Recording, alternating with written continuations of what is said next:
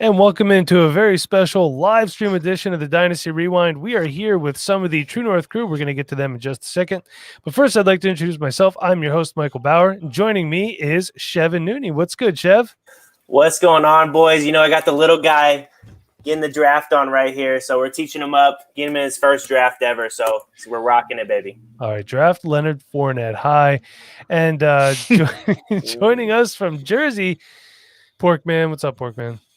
That's terrible advice, Mike. Why are you steer the little man wrong? That's my guy. I'm going to give him the advice that he needs to win his league. And Chev, well, not you. Chev's right there. Chev's got it under. And he's listening to the podcast, so he's doing all right with his life right now.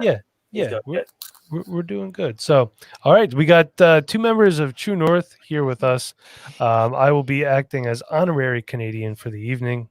Right, not we got Josh Smokey Nelson. I can't really see it. Did I say it is Nelson? Right, it's really small on the bottom of the screen. So. Y'all can just call me Smokey. It's all good. All right, so we got Smokey here, and this is his first ever podcast appearance. I know he's going to kill it. Talking to him, I guess we'll call it backstage and be all fancy. Talking to him backstage for a few minutes, and he's a great guy. And we got the leader of, I guess, the Canadian Whack Pack. We could call True North. We got Travis Steele, who still has yet to fix his little picture. He's just got the broken picture. Shameful. Shameful. He's checking in. So last but certainly not least, one of the nicest guys I've ever had the opportunity of meeting, and this is not against anybody else. We got Will Harris joining us for his second time on the Dynasty Rewind, not his last time. And Travis, no, I will not lay off the picture. Just fix it, and then I can lay off. It's that easy. So, Will, how you doing tonight, my man? Hey, Mike, I'm doing great. Super excited to be here tonight, and for you guys to get a chance to meet my co-host of a new show that True North is launching come the second week of the NFL season, the Jet Sweep. So Smokey and I will be rocking that every Sunday night, kind of doing a recap of the news of the weekend, obviously recapping the games, talking about the fantasy implications of the games and what we saw. We'll do it kind of pardon the interruption style. So we'll be on the clock for each kind of take. You'll know what takes we're going to be going through. So it's going to be super exciting, super fast paced, and it also give you kind of a forward look into the next week. So we'll talk a little bit about waivers, who you should be adding, give you a sneak peek of my article, Goodwill Hunting, that will be dropping every Tuesday for your waiver pickups, and then we'll be giving some insights into the Monday night game, kind of to end the show and kick it off right. So super excited for that, and for y'all to meet Smokey. He brings a lot of energy, and man, oh man, he keeps me laughing all the time with crazy voice notes, and he commissions a couple leagues, and we're always super on our toes with Smokey. So it's super exciting to be here. And hey man, I like going deep, and there's no better way to go deep than with the Dynasty Rewind crew talking some tight ends. So I'm super pumped. That's right. Go deep into a 50-pound bag of rice, or like the jerk wants to know, what's up, y'all? How do I get one of those sweet Dynasty Rewind shirts? Yeah. I didn't even have time to answer because Sean's going to take care of it. So thanks, Sean. And I also I also have to say thanks to Mike and the Dynasty Rewind crew for this awesome T-shirt. Sean, reach out to Sean or the Dynasty Rewind crew to get one. I mean, they're super, super fresh, really, really comfortable. Really pumped to be able to rock it. So thanks a lot to the crew. Did you just get that today by chance? Got it today, man. I was out doing yard work and came in, got fresh, brand new package came, literally handed to me while I was doing my wrapping up my yard work, and I was like, wow, this handwriting looks like it might be Mike. So it is, but I'm kind of confused. I thought summer ended in Canada like 2 months ago. Did it not? It's just getting started. It's just getting started, man. Okay, great. Hey, checking in on Facebook is my idiot coworker Cody, saying, "Rest in peace, LaMichael P. Ryan. It's a mild ankle sprain. He's going to be fine." And Cody, I'd like to announce right now that you'll be working outside tomorrow. So, thank you very much, Cody. Also checking in, Jordan Richards, great friend of the show. Fantastic guy. Check out everything Jordan does. Yeah. He is the man and fellow Canadian. So the man. Yeah, and boy, Jay Rich. Nate, our very own Nate Christian, couldn't make it tonight, but he's checking in with a hashtag Big Trust. Whoop whoop, I guess is what they would say. Make sure that Ravens lamp is always on hand. Another great friend of the show, Jorge Edwards. He does an amazing podcast. Him and Nate Markham over there at Fantasy and Frames. Make sure you go check out everything they do. Fantastic stuff. Subscribe, rate, and review to that podcast, this one, and True North Fantasy Football. And one last one. Let's see. Oh, Troy is saying hi. What's up, homie? Troy, the king. Good to see you. And Cody is just continuously being an idiot. So thank you, Cody, and thank you for everyone for checking in. So we're going to be talking some sleeper tight ends. Now, I mean, it's one of those things. Sleeper could have some different definitions here. It could be an app that you use to draft. Could be someone that people aren't really talking about. Okay. Now, I have a bunch of guys written down here and some reasons why, as I'm sure we all do. And I have some guys that I think would be good for this year, but maybe not so much for next year. So let's just kick it off. Smokey, let's start with you, as you are the guest and you are the podcast virgin, I guess we could call you. So we're going to start with you tonight. Oh, I guess start passing me around. Shit. That's right. All right. Well, this one's going to be a little bit of a shout out to my boy Jimmy, one of our True North guys. This is his boy, Irv Smith Jr. Now, I've got Irv coming in on my rankings at tight end 21, the highest and any of the ones I'd be discussing tonight. But this guy, special. He is special, man. The bloodline's there. Dad was a tight end as well, drafted by the Saints. He came in, had a nice 36, 311, and 2 rookie season. But if you look at his usage towards the end of the season there, like his market share was getting up the same level as Kyle Rudolph. And for a team that, runs a little bit of 12 personnel, I would definitely be in this guy. He is one of my absolute favorite sleeper tight ends. Okay. I like Irv Smith Jr. He was actually one of my guys as well. So you stole it. No, it's okay. I come prepared. I know that I have a bunch of guys always written down because I know that, like Chev might take one of my guys.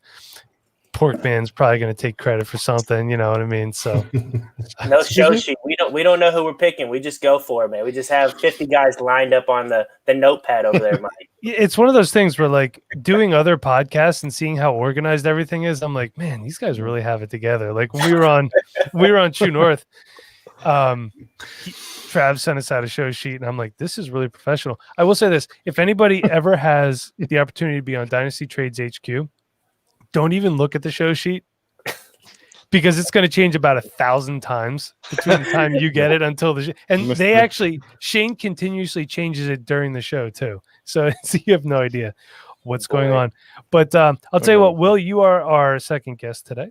Both of you guys are guests of honor. Let's go to you for the next sleeper tight end. Yeah, guys, I went super deep. Like we're talking bottom of a mine shaft, really, really deep. Deep like that voice. Yeah, that's right. Thanks, Smokey. So I went super deep with it, and it's probably not a guy actually or guys that will be able to use this season. But I'll start off. It's more of a situation that I really like, and I think that you can use a piece of this offense and a piece of this tight end game this season, and that's the starting tight end for the Houston Texans. If I was to say who was third in TE touchdowns last year, probably no one would say Darren Fells, right? And you look at the usage that the tight ends that the Texans have had, it's actually pretty impressive. Like when you look at the fantasy points per target, Darren Fells ranked number 3 in the league last year, which is just absolutely mind-blowing. And you look, if you rewind a little bit before Darren Fells and you talk about my boy Ryan Griffin, he was also super effective when he was a Houston Texan, right? And so for me, I want a piece of that Texans tight end group, but it's not really Darren Fells that I'm interested in. The man that I'm interested in long-term has got to be Kahale Warring. And I love that athletic profile that he brings to the table. Darren Fells put up, just outside of a tight end one season at age, he's 34. We look at Kahale Warring's profile, what he brings athletically. His measurables are off the charts.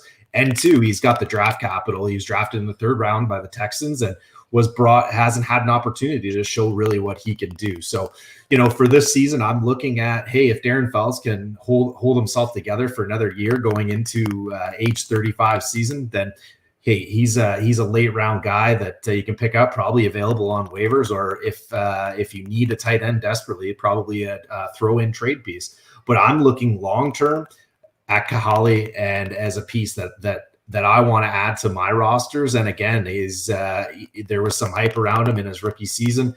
He went down with injury, and now I think is a great time to kind of buy low. And we know what the Texans do in the red zone with their tight end. So for me, I want a piece of that Texans, and it's really Warring there that gets me super excited long term in terms of the Texans and that tight end group. Perfect. I love it.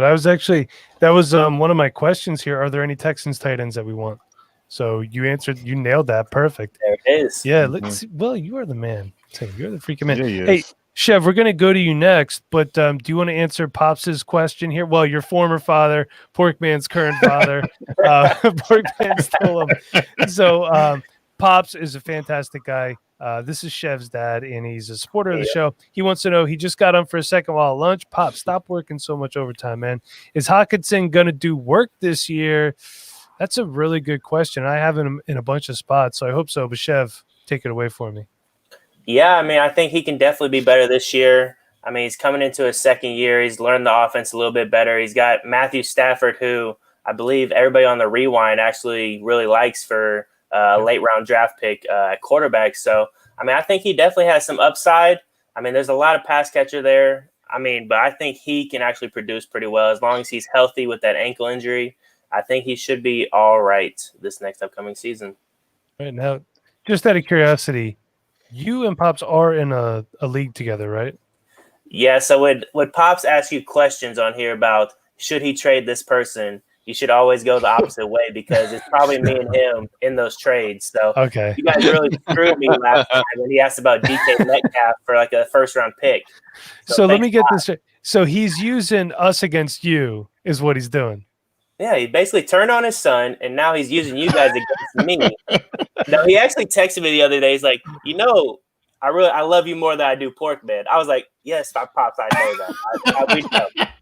So that was really funny to me. But yeah, he's using you guys against me, man. It's pretty messed up. So that's great because usually when my dad texts me, it's because he texts me on accident. So there's that. But Chev, one of your terrible. He's terrible. But Chev, one of your sleeper tight ends for the year. Sounds like my dad's probably going to hit your DMs later and see if he can be your dad too. I'm in. Will, I'm just going to say, Will kind of looks like a little Brian Urlacher right now. He kind of looks like Brian Urlacher a little bit. I'm just saying. Dude, I was sending Will a double XL up there to Canada. I'm not going to mess with that guy. Yeah, you better be careful, man. He looks stacked right now. Part-time lumberjack or something. I don't know. Yeah, be careful. All right, but anyways, I'm going to go with kind of deeper sleepers. I mean, just the names I was looking at was just disgusting. I'm going to go with a guy that in his last 6 games, he was a rookie last year. In his last 6 games, he had 4 games with 10-plus points. He's playing behind a guy that is always injured, and that's going to be Caden Smith from the New York Giants.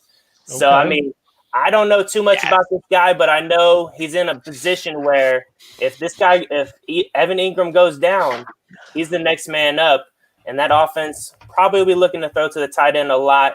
And, I mean, they got some solid wide receivers, but they're not the greatest, I would say. So, I mean, he's got a good chance if Evan Ingram goes down to be somebody that can step up in your lineup. Chev, I love it, man. You went deep there, bud. Yeah, Chev, I this guy is super intriguing what he's been able to do when Ingram's went down, and Ingram goes down a lot.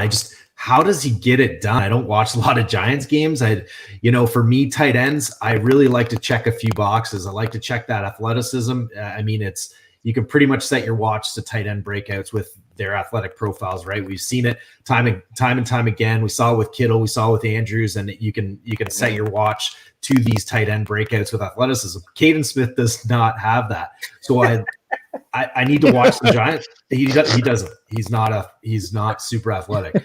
So I just want to know. I don't know if anybody's watched those Giants games. Like, how is he getting it done? Yeah, and I'm going to be completely honest. I have no idea. That's why I made him a deep, deep sleeper, and he's the guy behind Evan Ingram. So I just threw that name out there. He had 10 points in 4 out of 6 games. So that's what I'm just looking at that, I guess. Yeah, no. Totally, man. He's like, yeah, he's just slow, terrible. What he could do? No, but he's getting it done. Like, and I keep throwing the question out there to people, and nobody answers me. I'm just like, how does this kid get it done? Because you look at what he's been able to do. I mean, his fantasy points per game. I mean, it could be a system thing too, though, right? Because look at what Ingram does. They feed him the ball, they funnel the ball to their tight end when there's somebody healthy. So it could be a system thing. But I mean, athletically, he's just not there. Man. He's no Evan Ingram. No, he's not. And maybe you don't have to be, right? Obviously, what Evan Ingram's doing is getting him hurt a lot. So, Smokey, you got something? Well, speaking of unathletic tight ends, Jason Garrett had one of those for quite a while, and he did okay with them. So maybe it's not required. This is true. And you know what, Smokey, you're going to be great on the podcasting because we're going to segue right in. Jason Garrett is the New York Giants' new offensive coordinator.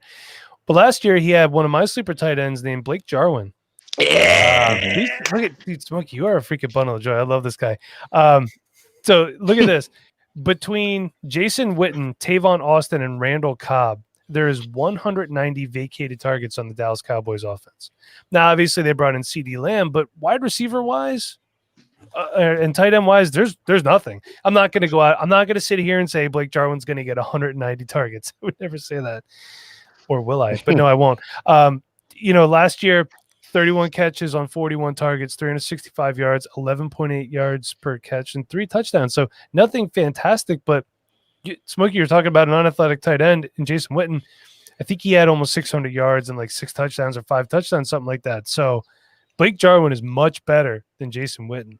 And there's going to be times where, Amari Cooper is going to be covered, Michael Gallup's going to be covered, CeeDee Lamb's going to be covered, depending on the defensive personnel that get out there. So Blake Jarwin could definitely get it done underneath, and Dak Prescott can stay up long enough to make sure that he hits them.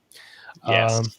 So Porkman, or should we say Mr. Porkley, do you have a I'm trying to figure out who this Facebook user is. I think it's my friend Tommy. I don't know why. Because he's stupid anyway. Tommy, present yourself. No, hold on a second. If Tommy's stupid because he's your friend, then that makes all of us stupid, Phil. Well, you're not stupid. Oh, yeah, okay. I'm pretty dumb. So, also, Oklahoma Doug checking in. Doug, good to see you, That's my man. my boy. Everybody loves Doug. So, Porkman, do you have a sleeper tight end? Yeah, I do have a sleeper tight end. There is one guy who has been hurt the last 2 years, but before he's gotten hurt, he has produced greatly, and he's a tight end for my guy, Mr. Unlimited. It is not Greg Olsen, even though he's old as balls and his feet keeps breaking. I'm going to go with Will Dissly. Will Dissly last year absolutely balled out the first 4 weeks, and then he blew out I believe it was Achilles, if I'm not mistaken. And I think it was the second one. He messed up the first one and then he jacked up the second one the following year. So after that, it is Tommy. I told you it was stupid. After that, so he showing that he can rehab from it the first time and then produce well and then actually mess it up again. And then he's able to practice as well. Russell Wilson absolutely loves Will Dissly, so I'm gonna go with my guy, a little diss. So here's one. Oklahoma Doug is saying Jordan Reed showing out at Niners camp. On the bench. Are we prepared to go there, guys? Like haven't you all had your heart broken by Jordan Reed already? Yeah, he will be good in small doses. Here's I the thing. think he can be productive that way, but I mean, if he gets hits one more time, I don't know if he'll be able to get back up. That's the scary part. Oh, I made out pretty good on Jordan Reed once. He had this. It was a couple years ago. I think it was our second year in my home dynasty league, and he had a massive game. And then somebody needed a tight end. He gave me a second round pick for him. The next game, he got a concussion. So I got a second round pick for Jordan, and then he did Jordan Reed things. But Doug, man, I know you're a Niners fan, and I'm going to break it to you gently. He's behind Kittle. You know what I mean? Like, he's going to be a guy that maybe gets 1 or 2 targets a game tops, right? But I don't see. Not fancy productive. No, he's going to be better for the 49ers as an NFL team and coaching up these younger guys, but I don't think he's going to do anything for fantasy. I'm sorry, Doug. I'm sorry. I love you, but I'm not going to sit here and say he's going to win you a week. You know what I mean? I'll take the slow guy from New York first. The Jordan Reed thing is interesting, though. I mean, I think for football purposes, especially like when you look at their receiving depth chart right now, I mean, could he come in and see meaningful snaps right away while Debo gets healthy? And, Ayuk is still, I think there's still a question mark about his status of health. So I think that there might be some meaningful snaps. And I think we all want to see it, right? Like, this guy is really struggling with injury. He's got the talent. I think that he's, exhilarating when healthy. So I think that for football purposes, we all want to see him do well, right? But also, come on, he's playing behind like the best tight end in the game.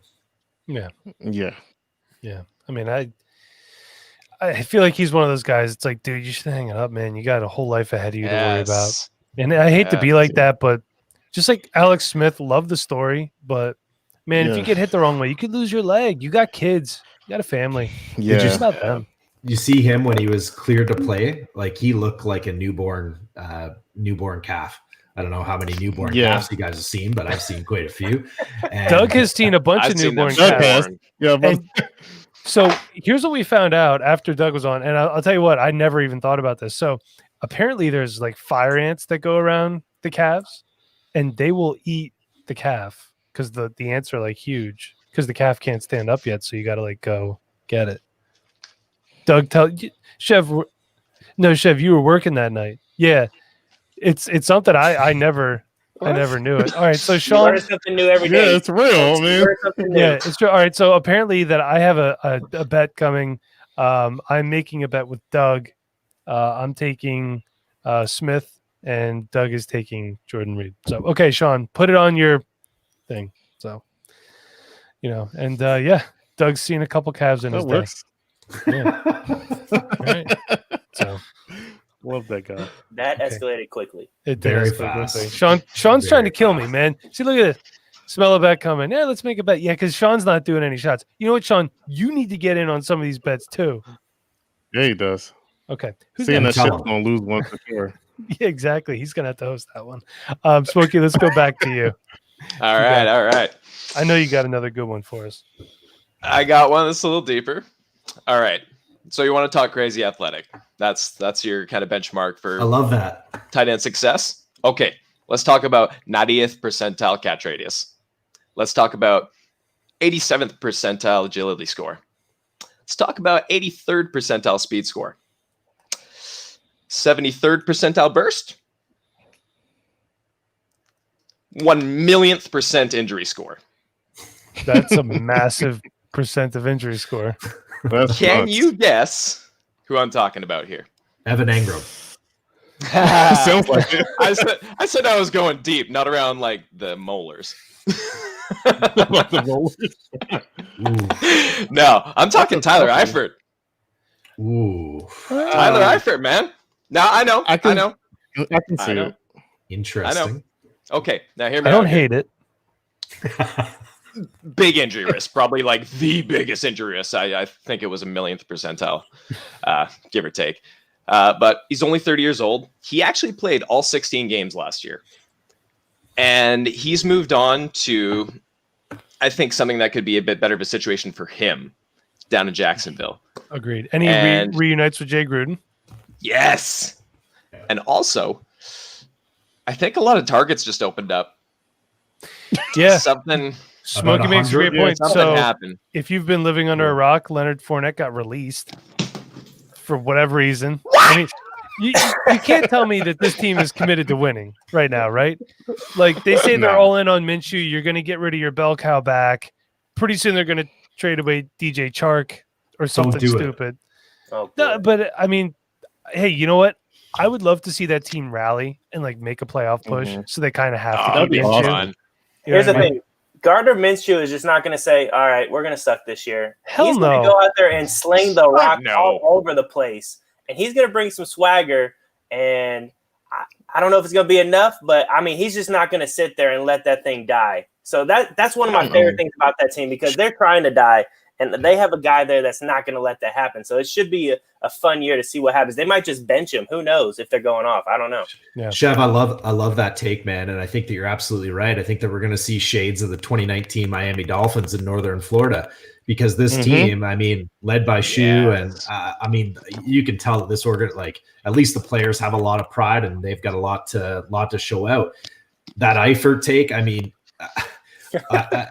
Another no, I'm obviously he's athletic, so I'm all in on him. But with that though, talking about Eifert, I mean, I was a bit undecided with Eifert going into the season because of Josh Oliver, another super interesting prospect that has been bitten by the injury bug. And Now he's hurt that again too. he's hurt again and done for the season, so there's literally nobody else on that tight end depth chart. Eifert's going to be the guy, and who's going to soak up the targets that, 100 plus targets that Fournette had. I think that that's probably going to go to a bit of a safety blanket that Fournette was last season for the Shoe and for Big Dick Nick. I think it's going to go to Tyler Eifert. We've also, look at the tight ends and how Gruden's used them. We've talked about the one that he used and used them pretty prolifically when healthy, right? So we know what Gruden can do with tight ends. Eifert has shown out when healthy. I'm just a bit concerned. I don't know how. I don't know if we've got any Bengals fans that can shed some light on this, but I don't Eifert think did. there are any. They have No. fans? I know one. There is one. There's a true Norther that's a Bengals fan. Oh, Ellis. Ellis is a Bengals fan. I don't know how that happened, but he's a Bengals fan. What I want to know about Eifert is he saw 16 games. The Bengals were literally they were absolutely brutal. We know that, but why wasn't he productive? Right? Like that's a question mark. It's not like probably Eifert was involved in the blocking game because they got the Uzi there, Uzama, who's a pretty prolific blocker. So we'll see. I think that if anybody's going to unlock Eifert for a second time, it's got to be Gruden.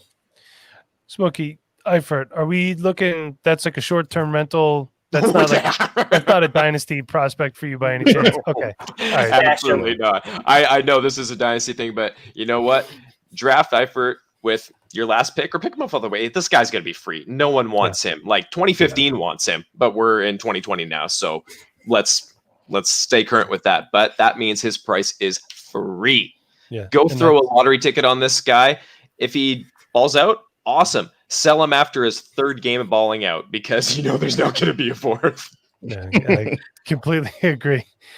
Will, you got another one for us? I do. This is another one that's fairly deep, but looking forward into the future. It's a system that definitely targets the tight end. We saw a breakout tight end happen in this system last year, and this particular deep sleeper that I'm going after was picked in the 4th round. Again, hyper athletic, which we all know that I love, and that is the now Las Vegas Raiders, and it's Foster Moreau. He showed out with limited touches and with limited targets. I think it's a really interesting situation. I mean, I love the Darren Waller story. I love what he did last season. He was a great breakout tight end for me across the board. He had those measurables. We know the backstory there. What's really interesting to me is obviously how the Raiders use Waller, how they use a tight end. But it's also really interesting to me that they nobody likes to talk about Jason Witten, but I think it's actually very interesting that they brought in Jason Witten to what I feel is to stabilize that tight end room. They know that they've got a superstar in Waller. We know that he's got a bit of a checkered past, and I think that besides just cashing a paycheck, I think that that he's been brought in to kind of stabilize the room, and also I think long term it's really to mentor Moreau and make him into a tight end one. So Foster Moreau, to me, I mean, when you look at the fantasy points per target and what he was able to do and how hyper efficient he was with those limited touches that he got, I mean, he literally was top 5 in terms of the fantasy points per target last season.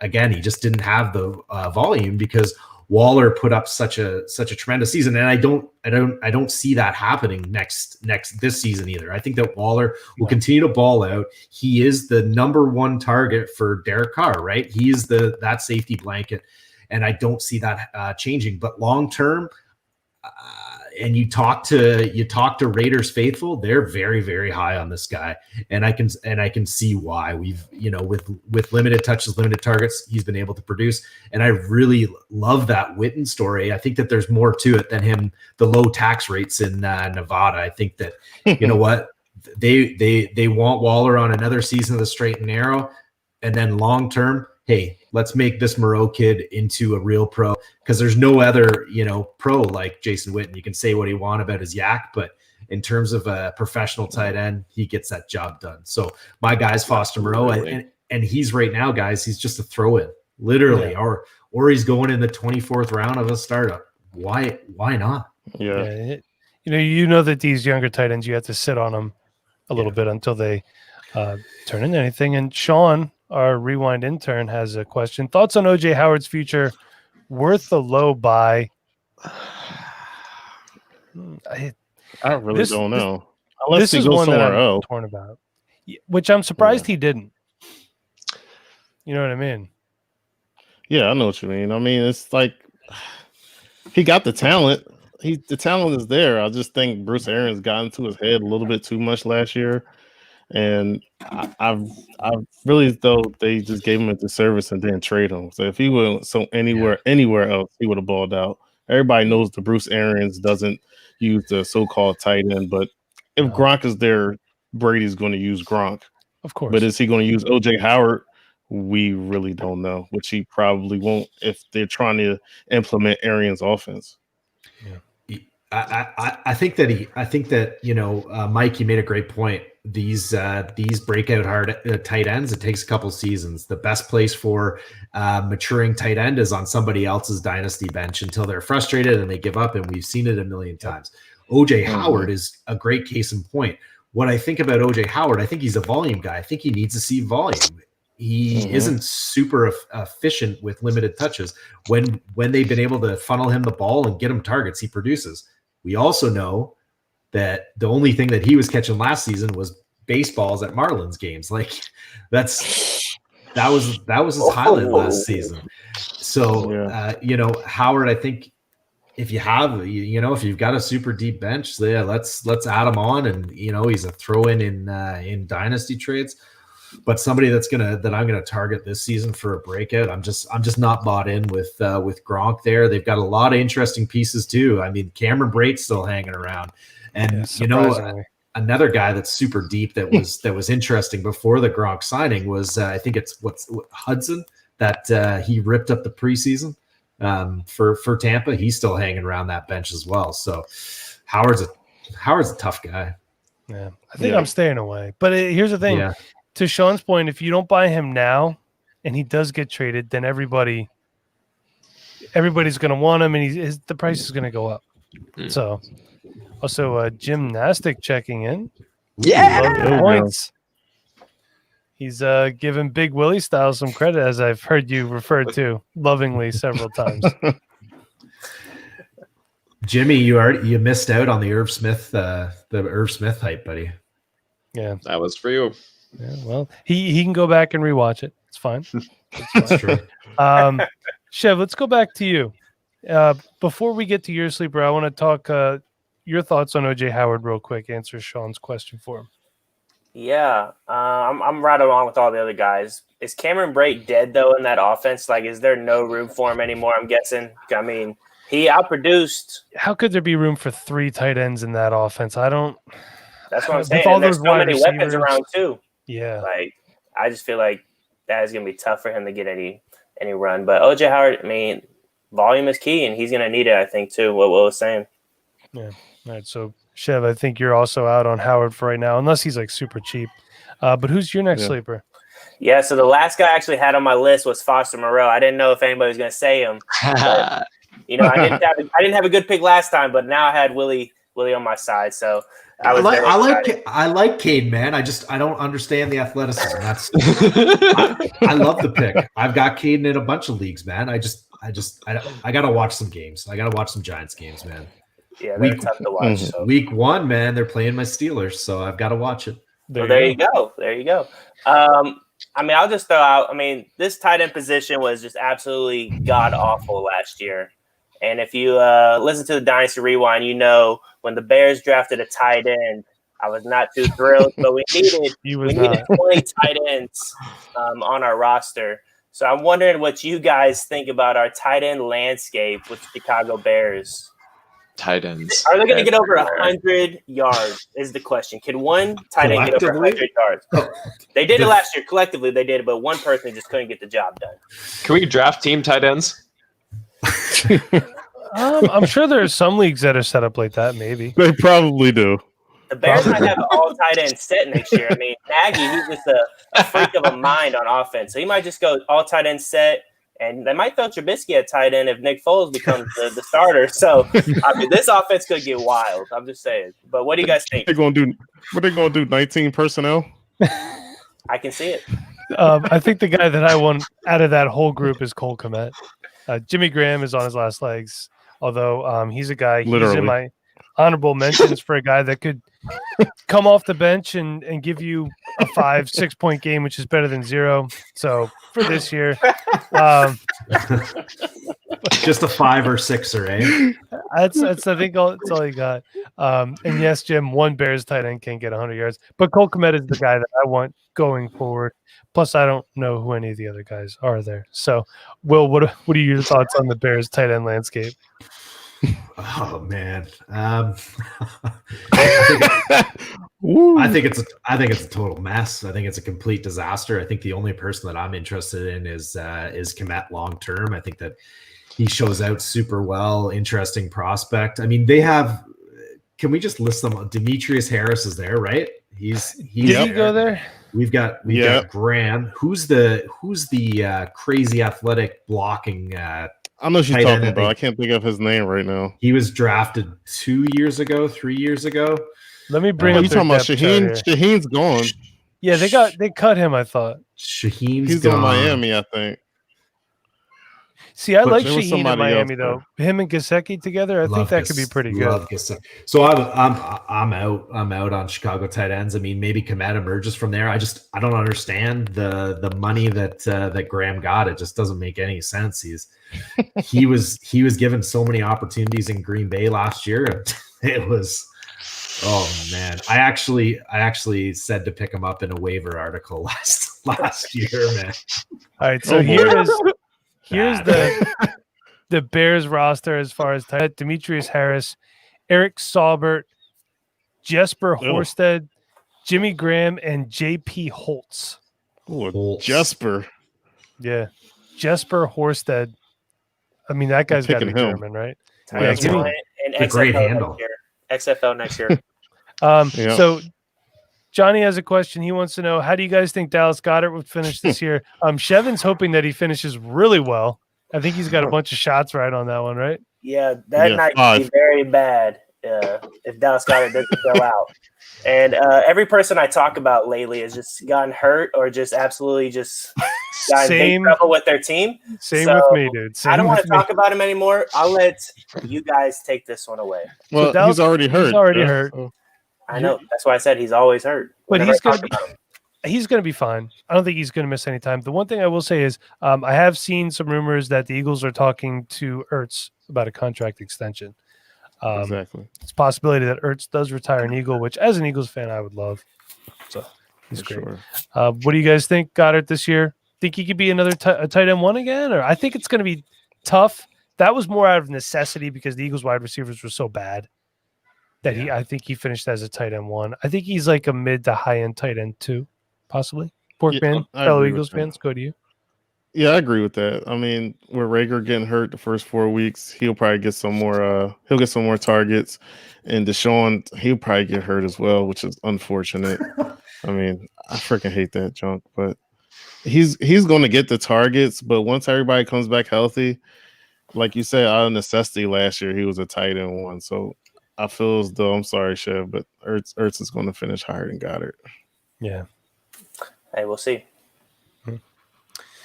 All right. Phil, how about you? Any more sleepers?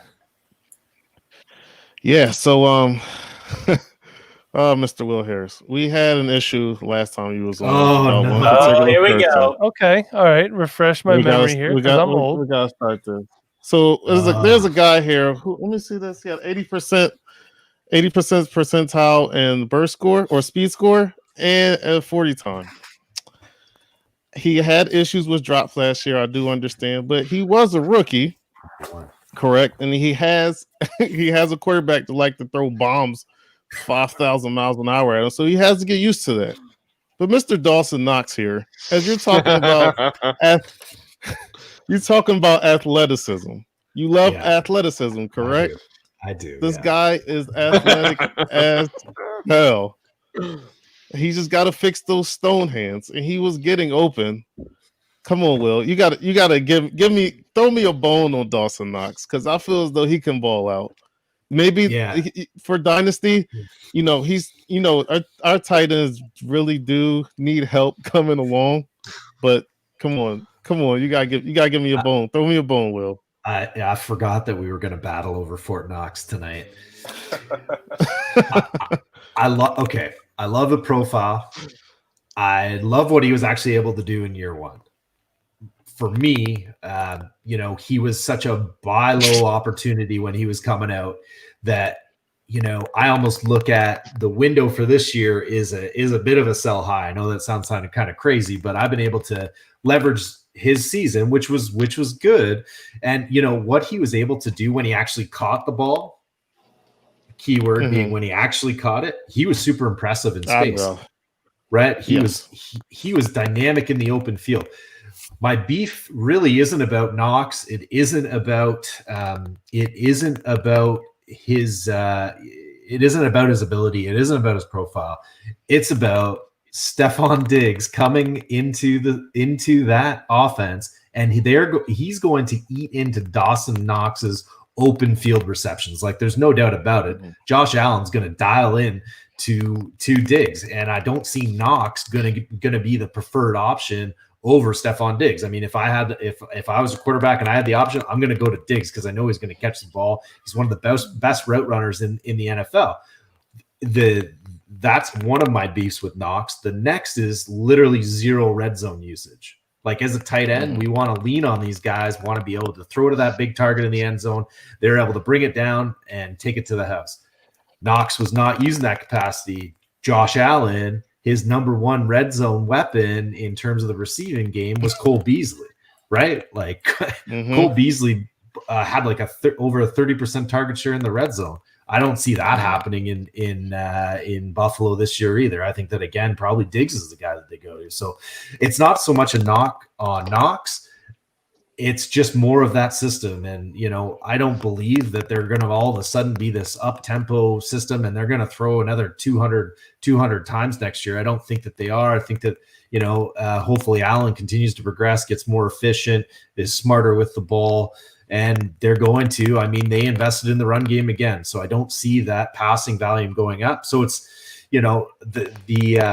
for a guy that didn't score a touchdown in his entire collegiate career, I think that he did really well in his first year in the NFL. And for me, he was a guy that I had across the board. I love the athleticism, which I keep talking about, but I use that as leverage going into this season because I just don't think he's going to repeat in year two. But maybe, it's something that the passing game continues to evolve and he has a breakout in year 3 and 4. But I I see Diggs in that system, and I see him getting used more often the way that Knox was in the open field capacity.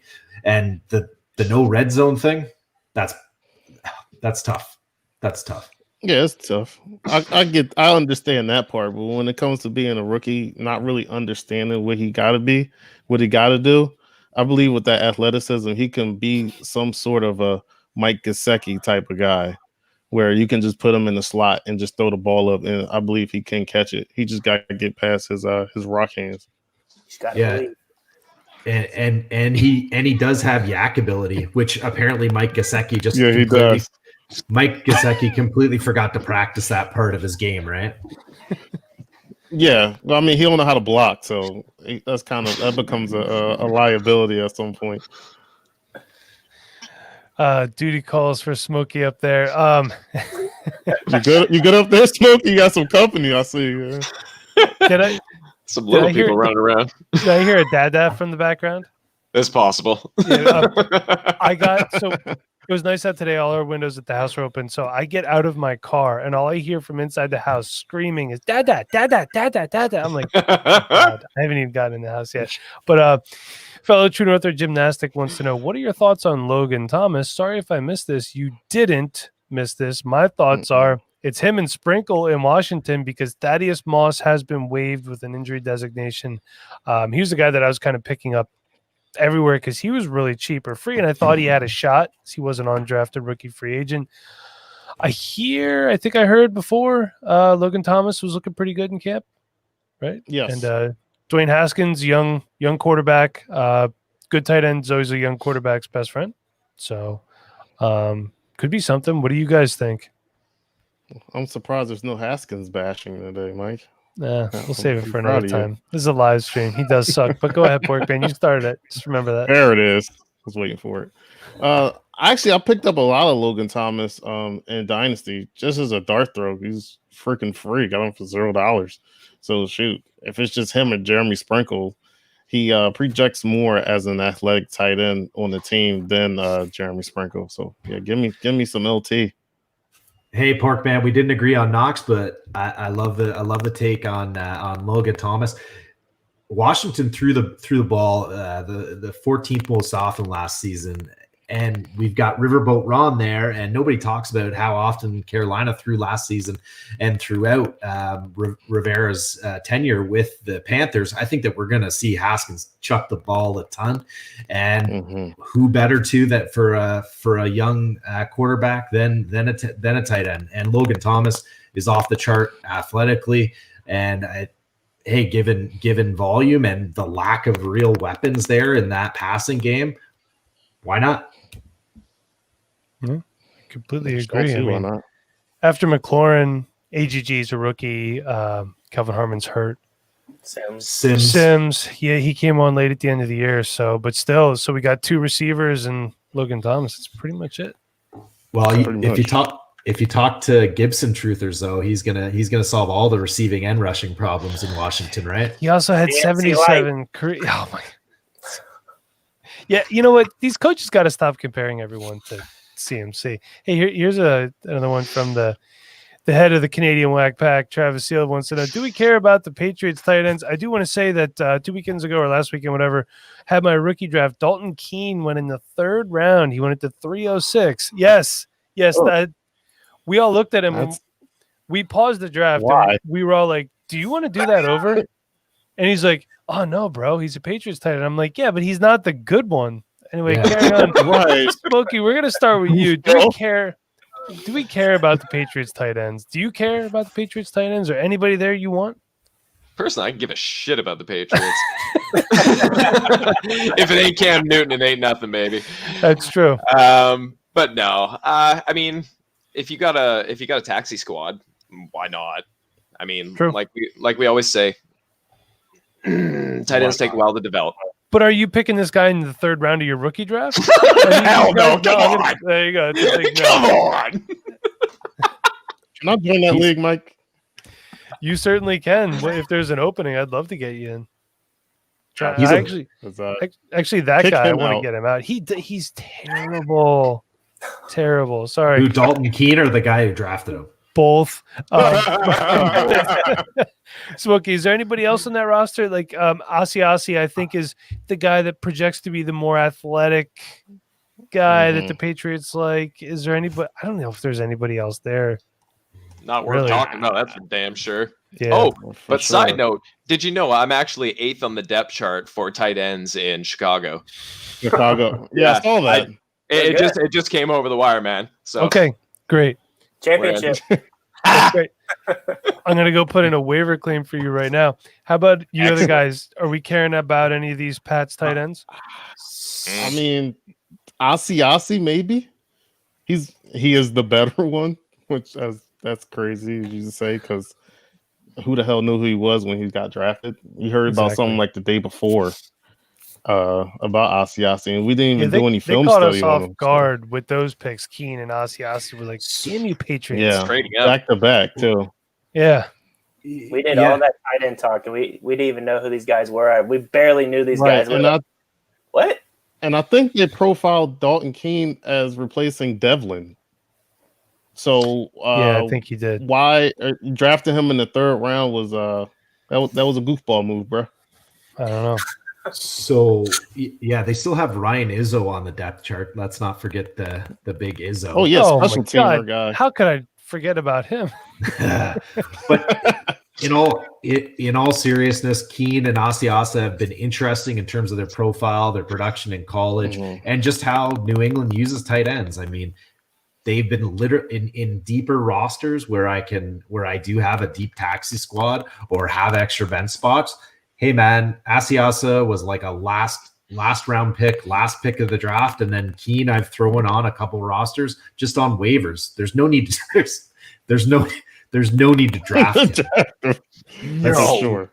Let's clear that up. But I think it's interesting, right? I think that we harken back. At least I've heard this thrown around is that hey, this is like Gonzalez and Gronk.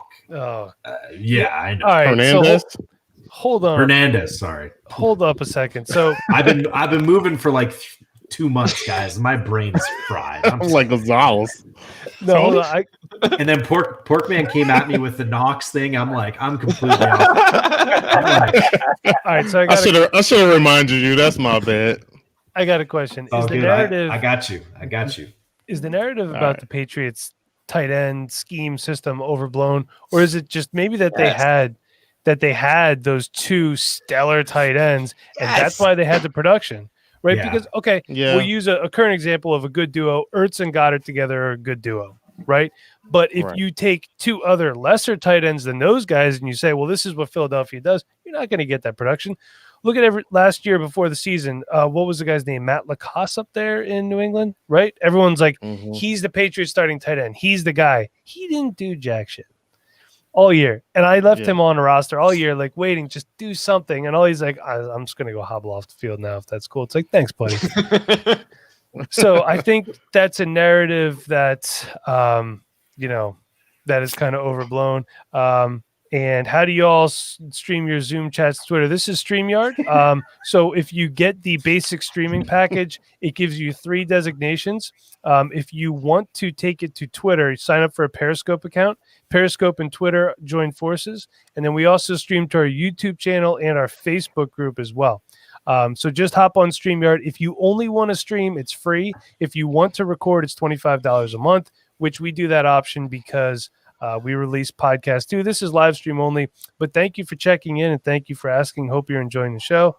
Look at that. Thanks, See, bud. always trying to help people out because that's how I roll. That's what you do best. That's what I love doing. What does Sean want? Bill Belichick's offense is always changing based on what players they have and what skills they have. Yeah, Sean, we know. And he runs the defense, not the offense. Get out of here. I love Sean. Sean's a great guy. Follow Sean on Twitter at Rewind Intern. He is our intern. And if you have a podcast out there, Fantasy F-Ball and 5, make sure you get yourself an intern. They work relatively cheap. Sometimes we have to feed him, which is kind of a nuisance in its own. All right, who has another one for us? I got a guy that I love. I want to talk. I'm gonna do this quick. It's kind of I'm hoping that in his second year, he had a 0% catch rate in his first season. Everybody thought that he was going to be the man. In 2018, he was the Texas A&M offense for 13 games.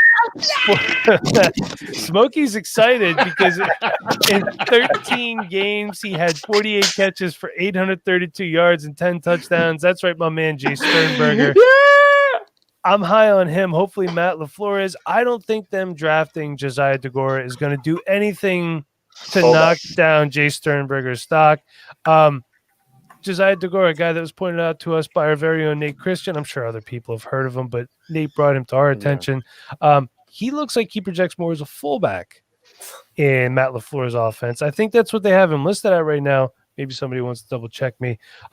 Sternberger, he's got the size. He has the athletic skills. I mean, this guy can get it done. And again, impatient dynasty owners trading him off after year one because they're not liking what they're seeing. Have to be patient with tight ends. Smokey, you seem pretty excited about this one, so I want your thoughts on the Sternbergler. Was that a good Canadian tight end? Canadian nickname? Is that good? The Sternbergler? That's good. Okay, you guys can use that. I'm just going to apologize first because we're 55 minutes into this podcast and we haven't had one apology from a Canadian yet. So I'm sorry. It's okay. But no, honestly, when you said if anyone else had any tight ends left, and I'm like, oh, I've got this guy right in my pocket, just waiting for the end. So yeah, let's talk about the number 2 receiver in Green Bay. Yeah, This guy. He can be lined up anywhere. Look at how He's excited he is. so versatile. And I mean, like, yes, he was hampered last year by the preseason high ankle sprain and, totally kind of pooched his whole year. But still, he is coming in healthy this year into massive opportunities, like opportunities the size of the tight end room in Chicago. That kind of big. And I mean, it's there for the taking. This guy is my absolute favorite sleeper tight end for his ceiling. I've got him currently listed at tight end 25, and I personally think I'm way too low on him. And he could be so useful in an offense that is lacking the receiver depth that Green Bay is. Like they could have drafted, every good wide receiver that was there in the draft in a historic. No. No, let's not do that. Let's just save it all for Jace because, baby, his contested catch ability. He's just going to fucking run them routes, get in there, high point that ball, and get them touchdowns, baby. But yes, I think that was a great call. Well, thank you. I'm glad you were excited about that, man. That's good. Also, I wanted to ask you, what's your football team? Like, who's your favorite team? I'm a diehard Cowboys fan. Here you go. Right. Let's pick him out. I'm sorry. I didn't want to mention it until the very end, so you couldn't kick me off and I could get some words in. No, but, it's all fine. It's all good.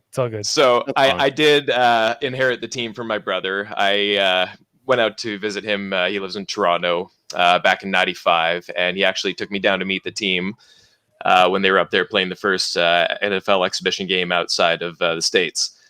And that was at Skydome, where the Blue Jays play. And the day before the game, it was an open practice, so you can go down into the field and, meet the players or whatever. So we go down there, and I'm a 12-year-old kid at the time, barely this big. And so we go down. I'm in heaven, man. And so we get all these autographs on the sideline there. And one of the players is just like, oh, hey, this is the hotel we're staying at. There might be some guys just chilling in the lobby if you want to get some more autographs or whatever. And we're like, okay. And so we hoof it over to the hotel there. And the story gets kind of bad before it gets good. So I look in the corner of the lounge, lobby, whatever the hell you want to call it, and I see Emmitt Smith sitting there. And in my pocket, I've got his rookie card on me. I'm like, when the hell am I ever going to get this chance again? So I go on over there. I've always been a very respectful person, even more so when I was, this big. But I go over and I look way up and I was like, excuse me, Mr. Smith. I was wondering if I could have an autograph, please. And he looks at me, goes, puts his headphones in and just looks the other way. Ouch. I was crushed. I was fucking What a crushed. Yeah, right? Like, stab him in the eye with a fork. Fuck you, buddy. Fucking get that gray out your beard, you ass-eating motherfucker. Emmett Smith, it's But- on. Oh, It's on now. Emmett Smith versus Smokey. I would love... Okay, anyways. Question, So- was Michael Irvin sitting in the corner sweating profusely? Oh, no, he was in the bathroom, baby. You wanna say? Grab him with scissors and stab him, motherfucker, in the neck. Anyways, so I said the story gets bad before it gets good. So I walk away totally dejected. And I'm just, ugh, the world sucks. But I see a bunch of people coming towards this like sliding glass doors. I'm like, okay, someone big's got to be coming in. So I kind of weaseled my way to the front, which is very easy when you're this big. But I get there and sliding doors open, and I just look up, and in walks Troy Aikman. Oh wow. And my jaw just drops. My hand just kind of goes down. I'm like, hi, Mr. Aikman. And he just looks down, gives me a big smile, handshake, and I'm just Super Bowls. Oh my God. Like, I'm still geeking out about that, but that is how I came to be a Cowboys fan. It was honestly, and yeah, you know what? I will forever be a Cowboys fan, no matter how much fucking suffering they put me through. Yeah. I mean, hey, 8-8 needs a friend too, and Oh, he's in New York now. this is true. Well, hey, yeah, it's just one of those things where I'm sorry that they busted your balls when you bet them, but if you ever want to take care of your balls, support for the Dynasty Rewind is brought to you by Manscaped.com, who is the best in men's below the belt grooming. Manscaped offers precision engineered tools for your family jewels. Trav, this is your favorite part of the show. They obsess over their technology developments to provide you the best tools for your grooming experience. That's why Manscaped has redesigned the electric trimmer. The Manscaped engineering team spent 18 months perfecting the greatest ball hair trimmer ever created, and just released the new and improved Lawnmower 3.0. Their third generation trimmer features a cutting-edge ceramic blade to reduce manscaping accidents. Millions of balls are about to be nick-free thanks to Manscaped's advanced skin-safe technology. Manscaping accidents are finally a thing of the past. Hopefully you haven't ever had a manscaping accident, because that is no Mess. good. Oh, you have? Porkman? No, You wanna I talk about haven't. that? Oh, no, he did. No, I thought Smokey said, he pointed down like he had a mess down there. Well, hey, so all you got to do is go over to manscaped.com and use the promo code PORK20 on the bottom of your screen. You get 20% off and free shipping. And let me tell you something. The water-resistant technology allows you to groom in the shower. I just did that the other day because I'm a masochist like that, and I wanted to make sure that it worked. They've also upgraded to a 7,000 RPM motor with quiet stroke technology, and let's not forget about the charging stand. It sits there, but it shows your mower off loud and proud because this intelligently designed stand is a convenient charging dock powered by USB. If you are listening to me speak right now, I'm sorry, but I want you to experience it firsthand for yourself, so trim that junk of yours. Head on over to manscaped.com. Get 20% off and free shipping with the promo code PORK20 at the bottom of your screen. We thank you. It helps this podcast out. I think Smokey is online ordering one right now. See, look at that, Jimmy. That's how you segue. Is that how segue is spelled? That just looks like a weird word, doesn't it? I don't know. Not a fan. I don't know. SCG. It doesn't matter. I don't know. Who knows? Hey, listen, does anyone else have any quick ones that they want to get to? We're about an hour in. We're about an hour in. I just want to quickly jump on. I just want to quickly jump on Jace. I think that it's a great call. Everybody's sleeping on him. Everybody wants like a WR2, WR3 to happen behind Adams in Green Bay. Why can't it be? Why can't it be Jace? Everybody. We've went as far as talking about CFL players in Bagleton, but why can't it be Jace? Why are we talking about Lazard? Why are we talking about Bagleton? Why are we talking about all of these guys when the answer is right in front of us in the tight end? Now that Jimmy Graham's gone, I think it's wheels up. Sky's the limit for Jason. You're right. They are talking about all these other guys. Like, I don't really want the wide receiver 2 in Green Bay. I'll take the tight end 1 in Green Bay. So, but Travis he's never going to fix the picture now, strictly to spite me. Thanks, Trev. That's great. Just one other guy I want to touch on, a guy that I was super high on coming out of college. This is a long play here if you got room on your taxi squad. Bryson Hopkins. Here's the Rams' third string tight end. Gerald Everett, Tyler Higbee are there, but if these guys don't pan out, last year in 11 games, 61 catches, 830 yards, and 7 touchdowns in Purdue. Rondale Moore was supposed to be the guy. He got hurt. So I thought Bryson Hopkins showed out pretty well. Porkman, I want to say I did have Dawson Knox on this list as well. I know you are a Dawson Knox guy. I am a Dawson Knox fan. Will, please don't hate me.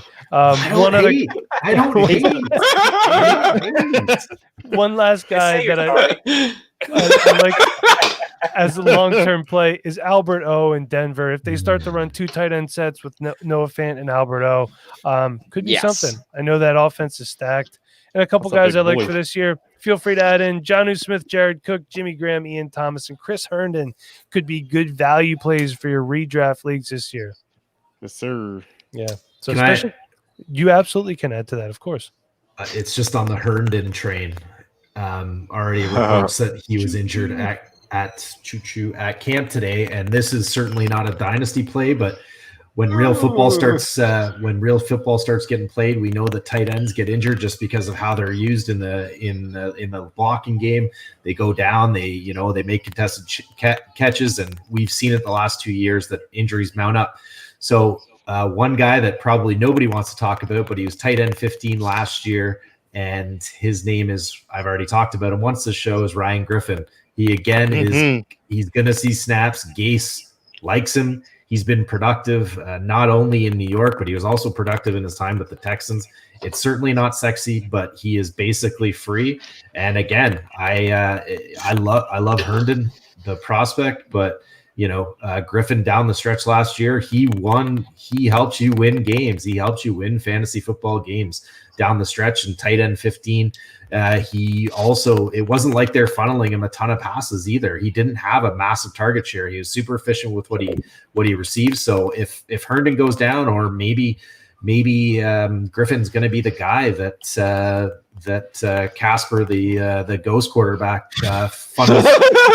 funnels his tight end passes to. We're not sure, and if there's any system that we can be unsure about, it is what Adam Gase is doing and whatever team he happens to be on at that given time. So just keep Griffin, just keep Griffin on the dial, guys, because you might need it. I hate to say it, but you might need it. You might need it. I love it. Does anyone else have anything to add before we call it an evening? You missed one late tight end, and Jack Doyle, in my opinion. Yes! All out as well. Yes! The reason why is I don't know how much of a sleeper he is necessarily. You know what I mean? Well, he's not going as a high-end tight end type of guy, because nobody wants. He's boring. It's because he's boring Jack Doyle. Like, nobody wants slow baby hands Jack Doyle, but he produces.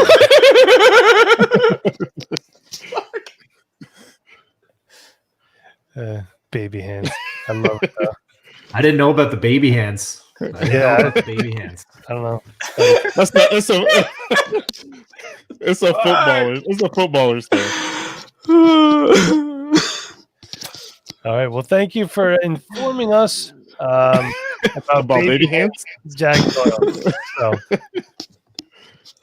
All right. So, like always, we close it out with a verse before we head out. So, Chev, you have one for us?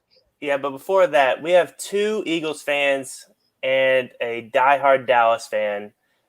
Smokey, I want to know, man, what do you think about old CD getting swept away from those Eagles? Oh.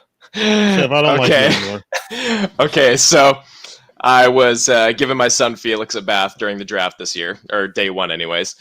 And I'm sitting there following along. I think I was listening to Fantasy Pros live stream or something like that just to hear the picks, so I didn't have to watch it. And the Falcons come up, number 16. I'm like, oh, God damn it. They're going to have a fucking receiving core of Julio Jones, Calvin Ridley, and CeeDee Lamb, man. Like, that's untouchable.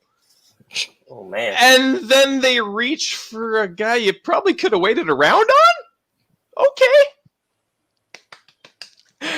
And I start, sweating. I'm like, there's no way. Like, I did 20 pre-draft mocks for the Cowboys, and in 3 of them, he fell to us. I'm like, the chances are so astronomical. There's no way that this many teams pass on CeeDee fucking Lamb. And so they announced the pick, and I fist pumped so goddamn hard and screamed that my wife came flying in from the other side of the house thinking that like Felix was drowned in the bathtub or something, because I was just screaming. I was so like, I was such a fan of CeeDee Lamb before the draft. Now, oh my God. Like if you go to truenorthffb.com and look at our little like staff profile page thing, the guy beside me, CeeDee Lamb, baby. Yeah, I love him. Well, all I will say is great pick by the Dallas Cowboys. Jerry flaunting his wealth on his yacht like the creep that he is, and fuck the Atlanta Falcons. So, Yeah, exactly, because we tried to trade up to that spot. Dan Quinn, I wish you nothing but a massive, colossal failure in Hot Atlanta. So, but still throw the ball to Julio. I need those points. Yeah. Oh, don't forget about Ridley. And Hayden Hurst. I have Hayden Hurst in like all my redraft leagues, all 2 of them. So, all right, great. So, Chev, do you want to do your thing, and then we're going to say goodbye to everybody, and we're going to wrap this John up. Yep, for sure. So we're going to be in Romans 8:28. Here we go. And we know that in all things, God works for the good of those who love him, who have been called according to his purpose. So, I mean, for me, sometimes it's hard to think about the good things that can come out of like trials and tribulations. So just knowing that God is faithful, God is there for you. It might not be on your timing, but it's on his timing. And that time will come if it is God's plan for you. And just being ready. Be ready for that to happen. Don't be praying on it. Be thinking it can happen, because I mean that's what it's all about. You got to have faith in God, and he's gonna do good things for you, I believe. Chev, you're the man, like always, every week bringing that heat. So we'll say bye to you first. Chev, where can we find you on Twitter? Yep, you can find me at ChevBoyRD, boy with an I. And any new articles out? I'm working on like a little COVID special, kind of what players can or what owners can do on just nuances, like maybe just having your Monday night player being in your flex. That could pay dividends if he has a corona case come up that Monday night and he can't play. So that's just one thing that's talked about in that article. Perfect. Love it. Will, we're going to say goodbye to you next. Where can we find you on Twitter? And brush us up on the podcast you got coming out soon too. Yeah, absolutely. So you can find me at It's Harris Time. You guys ever want to at me or slip into my DMs, talk a little fantasy football? It's always open for conversation. Happy to answer any questions that you have. Smokey and I will be doing a Sunday night show called the Jet Sweep starting the second week of the season. And that will be kind of recapping the week that's just happened. And then looking ahead, it's going to be PTI style. So we'll be on a timer. We'll be debating. You can see that he's got a lot of energy. So we'll be exchanging bars and sparring the entire time. But we'll be talking a little bit of waivers. We'll give a sneak peek of my weekly waiver article, Good Will Hunting, that also profiles Ryan Griffin on the cover of it, and that will be dropping every Tuesday on True North FFB. So we'll be having a lot of weekly content that you'll be able to set your watch to, and get you dialed in for the week's matches. True North is going to have you covered across the board for ads, drops, and some also looking at dynasty pickups and a little bit of a stock market watch. So keep your eyes peeled.